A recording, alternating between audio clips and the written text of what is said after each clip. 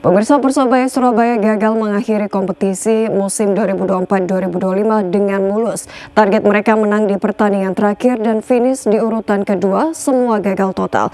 Kini tim Bajul Ijo harus puas finish di posisi keempat usai dikalahkan Bali United dengan skor 1-3. Persebaya Surabaya tampil kurang mendominasi dalam laga terakhir Liga 1 musim 2024-2025 melawan Bali United pada Jumat malam. Bali United membuat gol membuka di menit keempat melalui kaki Irfan Jaya di menit kelima. Komposisi pemain Bali United yang jauh lebih unggul di atas Persebaya kemudian mencetak gol lagi di menit ke-27 melalui kaki Rahmat Arjuna Reski. Persebaya justru baru bisa memperkecil ketertinggalan di menit ke-66 usai Francisco Rivera menjebol gawang tembok kokoh Bali United, Adilson Maringa. Sayangnya Serdadu Tridatu makin ganas di babak kedua. Gol ketiga Bali United dicetak Boris Kopitovic di menit ke-88. Sayangnya jelang menit akhir babak kedua dalam laga terakhir tersebut diwarnai aksi protes dari supporter fanatik Persebaya Bonek Mania. Mereka protes kepada jajaran manajemen Persebaya imbas tim Bajul Ijo kalah oleh Bali United dengan skor telak 1-3. Aksi protes tersebut dilayangkannya dengan menyalakan flare dan kembang api saat di lapangan di menit-menit terakhir pertandingan. Imbas dari aksi protes bonek tersebut membuat asap flare memenuhi lapangan sehingga pertandingan untuk sementara waktu dihentikan. Hampir 10 menit lebih, laga pamungkas Persebaya melawan Bali United ini akhirnya digelar kembali. Bonek tak henti-hentinya mencemooh manajemen Persebaya demi menuntut janji perbaikan klub yang lebih baik lagi dari kompetisi sebelumnya. Meskipun laga dihentikan sementara tak mengubah hal apapun, Persebaya tetap takluk di kandang sendiri dengan skor 1-3. Menanggapi pertandingan terakhirnya, asisten pelatih Persebaya Uston Nawawi mengakui kehebatan para pemain Bali United. Meski tim Bajul Ijo banyak menciptakan peluang bagus dalam laga ini, namun kiper Bali United terlalu tangguh sehingga bisa mengamankan gawangnya dengan baik. Atas kekalahan ini Persebaya harus berpuas diri meraih juara keempat klasmen Liga 1 musim ini. Namun Uston Nawawi dan tim asuhannya merasa bersyukur bisa meraih juara keempat, meski jauh dari harapan semula. Pasalnya, Persebaya di musim tahun lalu hanya finish di urutan 12.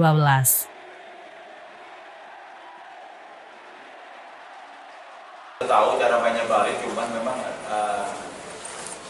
dari kesalahan-kesalahan kita sendiri. Itu terus kita juga menciptakan banyak peluang dan secara keseluruhan kita main cukup bagus, cuman kan dalam sepak bola main bagus saja. Terima kasih. Oke. Kalau itu sebelumnya saya nggak tahu, karena yang patut kita syukuri adalah kita masih bisa di 4 besar. Kan di musim kemarin kita di peringkat 12 ya, peningkatannya cukup besar menurut saya, dan kita masih ada bisa main di Asian Cup. Jadi artinya di posisi keempat ini Uston sudah merasa cukup atau? Ya sebenarnya sih masih kurang, kita ingin lebih gitu. Tapi kita semua sudah berusaha, kita di akhir musim ya tetap kita harus mengambil bisa gitu.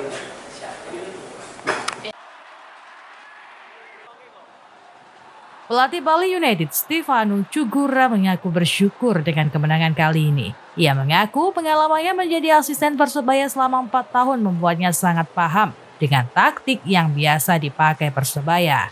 Kemenangan ini juga sekaligus mempertahankan statistik Bali United yang belum pernah kalah lawan Persebaya. Setiap pertandingan Persebaya main saya nonton.